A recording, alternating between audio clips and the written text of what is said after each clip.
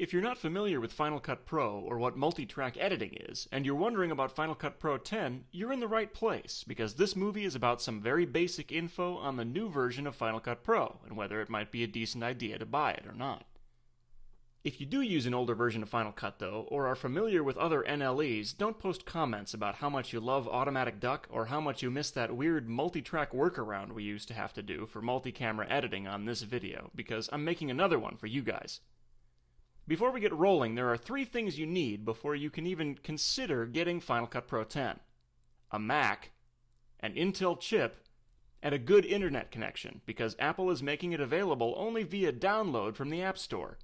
It's only 1.3 gigabytes, which is the size of a small movie on iTunes, but for folks that have limited data speed, or a data limit on their connections, that's pretty painful or downright impossible. If you meet those 3 requirements, I've got one simple question to help you in your editing quest. What do you want to do with your editor?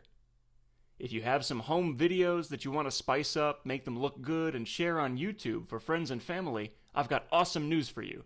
You can use iMovie on the Mac or Windows Live Movie Maker on the PC to do just that.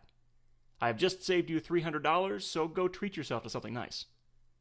Those free applications are very powerful and are more than enough to do the stuff you want to do. You should also go this right if you're just not sure about what you want to do. Don't spend money on a professional application if you can't think of a fairly likely scenario where you can use it. This thing is available for download. If you're halfway through an iMovie project and realize you need Final Cut, download it and rock and roll.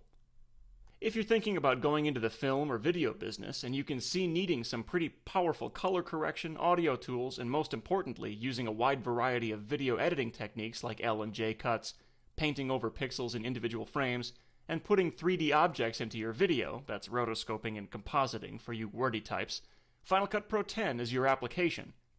Buy it, download it, and get ready to create awesome things with it. But don't think that you'll be doing all of those things right out of the gate.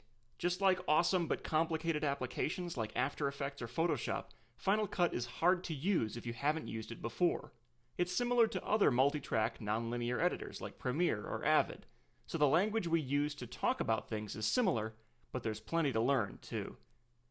We've got a bunch of projects on Atomic Learning that can be adapted to Final Cut to help you work through functions, and a great video storytelling guide to help build that vocabulary and understand how different shots and edits are used to tell your story.